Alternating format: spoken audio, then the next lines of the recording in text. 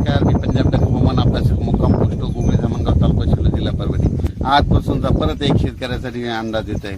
सर्व शेतकऱ्याला सांगू इच्छितो की राज्यामध्ये आता 22 जून पर्यंत पाऊस पडणार आहे. आज या तालुक्यात पडणार आहे, उद्या दुसऱ्या तालुक्यात पडणार आहे, म्हणून हा अंदाज लक्षात घ्यायचा.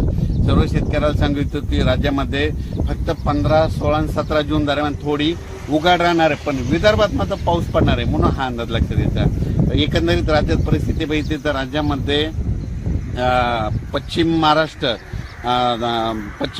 मराठवाडा आणि तसेच या भागामध्ये 13 जून, 14 जून, 15 जून दरम्यान ओढे नाले वाहतील तसं आणखीन एक पाऊस पडणार आहे. काही काही ठिकाणी वाहुणी पडणार आहे, मुसळधार, कुठं रिमझिम, कुठं पेंड वालता पाऊस पडणार आहे, म्हणून हा अंदाज लक्षात घ्या. विदर्भातल्या सर्व शेतकऱ्यांसाठी आनंदाची बातमी.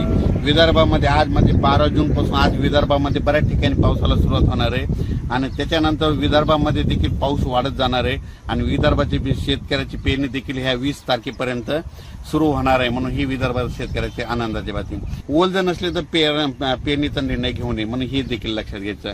त्याच्यानंतर सांगायचं झालं तर सोलापूर, सातारा, सांगली, नगर, नाशिक, धुळे, जळगाव, त्याच्यात बुलढाणा, जालना, परभणी, अमरावती, अकोला, हिंगोली, वाशिम, नांदेड, लातूर, बीड या भागात देखील ह्या 3-4 दिवसामध्ये चांगला पाऊस पडणार आहे, म्हणून हा अंदाज लक्षात घ्यायचा. अचानक वातावरणात बदल झाला तर परत एक मेसेज दिला जाईल. धन्यवाद.